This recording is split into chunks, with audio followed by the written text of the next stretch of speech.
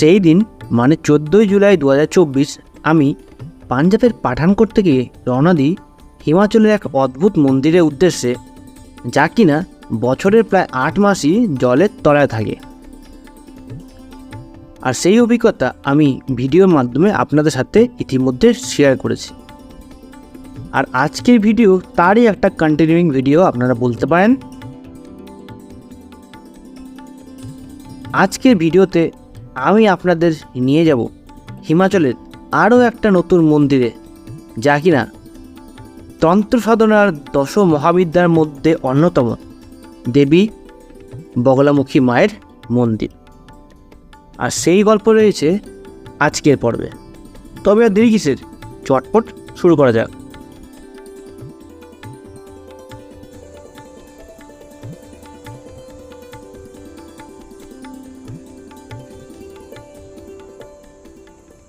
তবে শেষমেশ আমরা বাথুকিলারির সেই বিষাক্ত অফরোডিং পেরিয়ে এখন চলে এসেছি সেই সংকীর্ণ রাস্তাটা, যেটা আপনাদের আগে ভিডিওতে দেখিয়েছি আমি।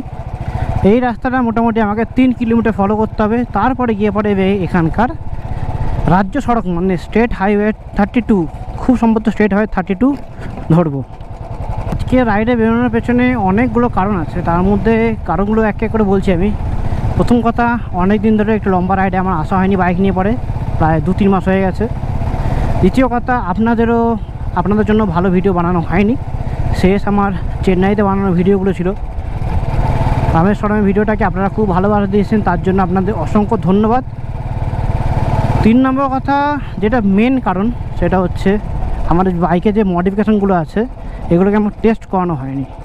অফরোডে কেমন কাজ করে, হাইওয়েতে কেমন কাজ করে, বেসিক্যালি সেই মডিফিকেশানগুলো যে কী করে কাজ করছে, তার পারফরমেন্স কেমন দিচ্ছে, সেই সব কিছু টেস্ট করাটাও ছিল আজকের ভিডিওর অন্যতম প্রধান কারণ। আচ্ছা, আমার বাইকের মডিফিকেশানে কেমন খরচা হয়েছে না হয়েছে, কী কী মডিফিকেশান করিয়েছি, সেই সম্বন্ধে সম্পূর্ণ ডিটেলস আমি এর আগের ভিডিওতে দিয়ে দিয়েছি। যদি আপনারা দেখে না থাকেন, আমি উপরে লিঙ্ক দিয়ে দিলাম ভিডিওটার, জাস্ট একবার ক্লিক করে নেবেন। আর সেখানে আমি টাইমলাইন মেনশন করে দিয়েছি, কোন টাইমলাইনে গিয়ে পরে আপনি সেখান থেকে রিভিউটা সম্পূর্ণভাবে দেখতে পাবেন, সেটাও এখানে মেনশন করে দেওয়া আছে। আপনারা চাইলে সেটা একবার দেখে নিন, উপরে দেওয়া রইলো, নিচে ডেসক্রিপশনে দেওয়া রইলো, কাইন্ডলি একবার চেক করে নিন। সত্যি কথা বলতে গেলে মডিফিকেশানটা যে উইন্ডশিল্ডটা আমি লাগিয়েছি সেটাটা খুব সুন্দর কাজ করছে, তাতে কোনো ডাউট নেই। জিপিএস মাউন্টটা ভালো কাজ করছে, যেটা দরকার ছিল। এরপরে কথা হচ্ছে অফরোডিংয়ে দেখুন, অফরোডিংয়ে এটা তো আর ডিফল্ট কোনো সেটিং নয়, মানে ডিফল্ট করে যে আসবে রয়্যাল এনফিল্ডের জন্য সেরকম সেট আপ নয়, এটা আমি নিজে বানিয়েছি। একটু ভাইব্রেশন দেবে অফরোডিংয়ে।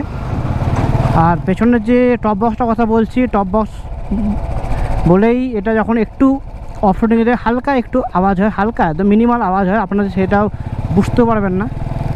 ব্যাস এইটুকুনি, এছাড়া আমার আর কোনো অসুবিধা হয়নি এই রাইডে।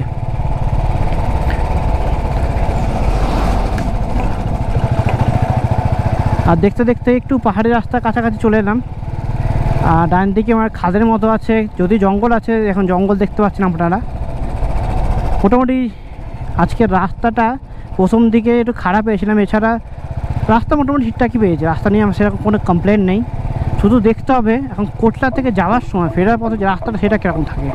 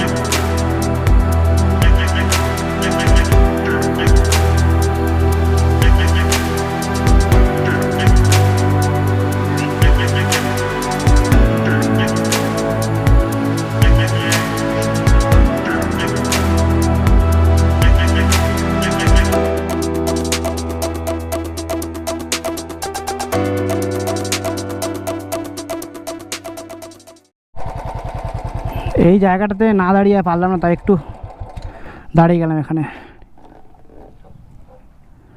এখনও আমাদের মোটামুটি 11 কিলোমিটার সফর করতে হবে। রাস্তাটা সম্ভবত পাহাড়ি থাকবে। জাস্ট একবার তোমরা এই ভিউটাকে দেখো, just look at the view. এই হচ্ছে এখানকার ভিউ। নিচ দিয়ে নদী বয়ে যাচ্ছে আর এদিকে পাহাড়, এদিকে আমার মহারাজা দাঁড়িয়ে আছে। বাইকের লুকটাকে তোমরা বলো কেমন লাগছে, কি অনেক কিছু মডিফিকেশন হয়েছে। গিয়ে পরে ধুতে হবে, পুরো ধুলো লেগে গেছে, দেখতে পাচ্ছ কত ধুলো লেগে গেছে এখানে। আর তোমরা জাস্ট ভিউটাকে দেখো।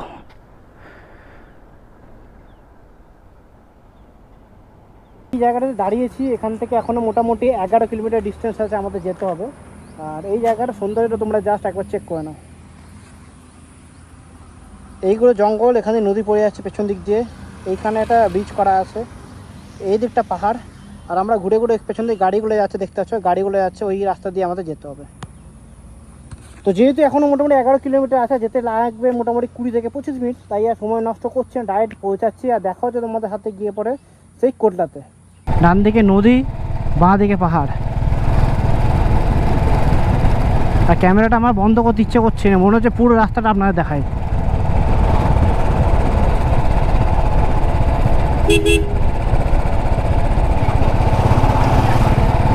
এর আগে গিয়ে একটা ব্রিজ আছে, মোটামুটি এখনও 400 মিটার আগে গিয়ে পড়ে, সেই ব্রিজটা ক্রস করবো আমরা। আর তখন চেষ্টা করবো স্যাডলিং করার, যদি রাস্তা খালি থাকে তবে।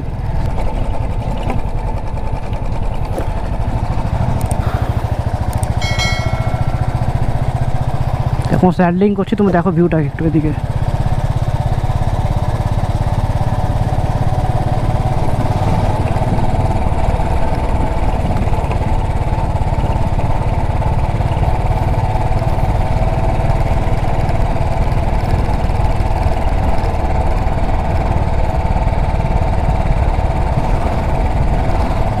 আবার একটু স্যাডলিং করে নিই। এদিকে মনে হয় ড্যাম আছে, কোনো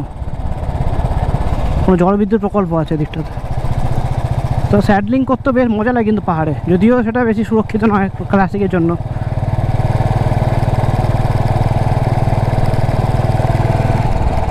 আপনাদেরকে বলছিলাম না যে টানেলের কাজ চলছে, এই দেখুন এই টানেলের কাজ চলছে। এটা কাংড়া থেকে পাঠানকোটকে কানেক্ট করছে, নূরপুরকে বাইপাস করে পড়ে। তো এখনও মোটামুটি 2-3 বছর কাজ চলা উচিত আমার মতে। আর এখনও আমাদের কোটলা হেরিটেজ ব্রিজ, সেটা হচ্ছে এখান থেকে প্রায় 2.5 কিলোমিটার, যেতে খুব বেশি টাইম লাগবে 5 মিনিট। এই দেখতে দেখতে আমরা প্রায় পৌঁছে গেছি।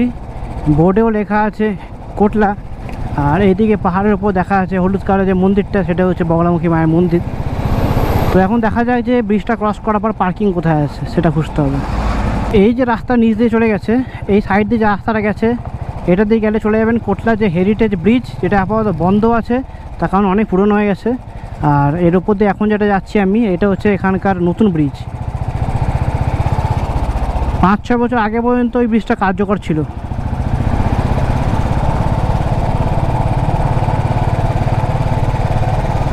এখন দেখা যাক যে বগলামুখী মায়ের যে মন্দিরে যাবো, তার জন্য পার্কিংটা কোন দিকে আছে। मंदिर का पार्किंग इधर ही है क्या? তবে শেষমেশ পৌঁছে গেলাম বগলামুখী মায়ের মন্দিরে পার্কিংয়ে। তো বন্ধুরা, এইটা ছিল পার্কিং, এখানে পার্ক করে দিলাম বাইক। এই ব্রিজটা দিয়ে এসেছি, এইখানে হচ্ছে বাচ্চাদের খেলার জায়গা। আর আমি এখন যাচ্ছি ওপরে, এই মাঠটা দিয়ে হাঁটছি, মাঠটা দিয়ে হেঁটে পড়ে এখান থেকে ব্রিজ আছে, ব্রিজটা ক্রস করে পড়ে ওপরে হচ্ছে মন্দির। তো এখন হচ্ছে এই ব্রিজটা দিয়ে উঠে ক্রস করে যেতে হবে। আর এখানে একটা ভালো জিনিস দেখুন, এই নদীটা তো শুকিয়ে গেছে, এখানে এই যে ব্রিজটা, ওখানটা লেখা আছে জয় মা বাগলামুখী। তো এখন ব্রিজের ওপর দিয়ে উঠে পরে মন্দিরটা পাহাড়ে উঠতে হবে। মোটামুটি যা দেখে মনে হচ্ছে 200-250 খানা সিঁড়ি আছে। সুবিধা হচ্ছে সিঁড়িটা খাড়া নয় খুব একটা, নর্মাল সিঁড়ি, সে ঠিক আছে, আরামসে পার হয়ে যাবে। এখন চলুন সামনের দিকে যাওয়া যাক।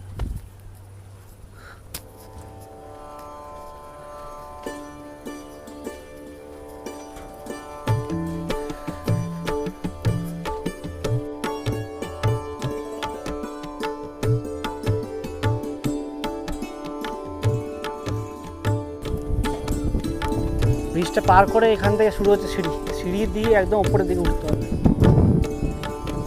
আর এখান দিয়ে একটা রাস্তা নেমে গেছে যেটা দিয়ে নদীর দিকে যাওয়া যায়, কিন্তু এখন বন্ধ আছে কিনা বলতে পারবো না, নদী জলই নেই তো নদীতে গিয়ে কী হবে।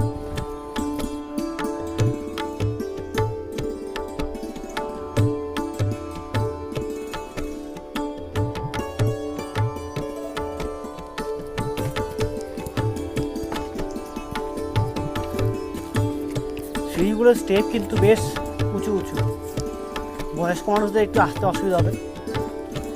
ধীরে ধীরে এইসব জায়গাগুলো বাঁধানো আছে, এখানে বসতে পারবেন। দেখুন একটা ফ্যামিলি আছে, আগে বয়স্ক মহিলা আছে। আর এইখান থেকে দেখুন সৌন্দর্যটা কত সুন্দর দেখতে লাগছে এখানটা। এই ব্রিজটা করে আমরা পার করে এলাম।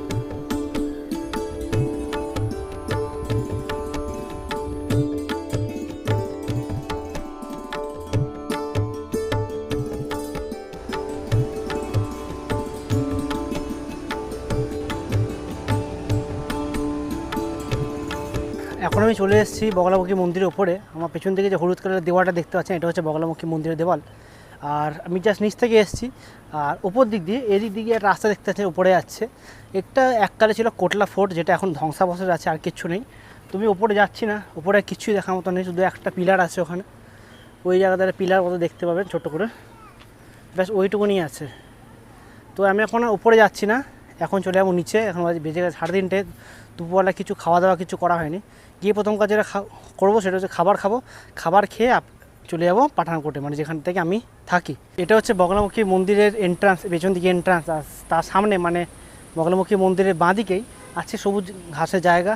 আর এখানে ঝোপড়ির মতো বানানো আছে। এখানে সাধারণত এখানে যারা কর্মচারী থাকেন তাদের থাকার ব্যবস্থা আছে।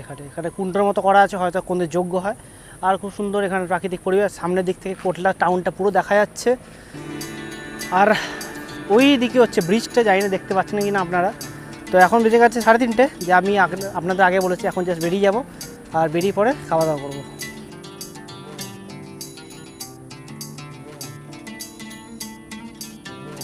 আশা করি আপনাদের ভিডিওটা ভালো লেগেছে। যদি ভিডিওটা ভালো লেগে থাকে কোনো রকমে ভিডিওটাকে লাইক করে দেবেন, বন্ধুদের শেয়ার করবেন। আর যদি চ্যানেল নতুন হয়ে থাকেন চ্যানেলটাকে সাবস্ক্রাইব করে নেবেন, তাতে আমার সুবিধা। আমার একজন সাবস্ক্রাইব বেড়ে যায়, তাহাতে আমার মনোবলটা আরও বৃদ্ধি হবে। চলুন দেখা হচ্ছে পরবর্তী ভিডিওতে। ততদিনের জন্য take care and good bye.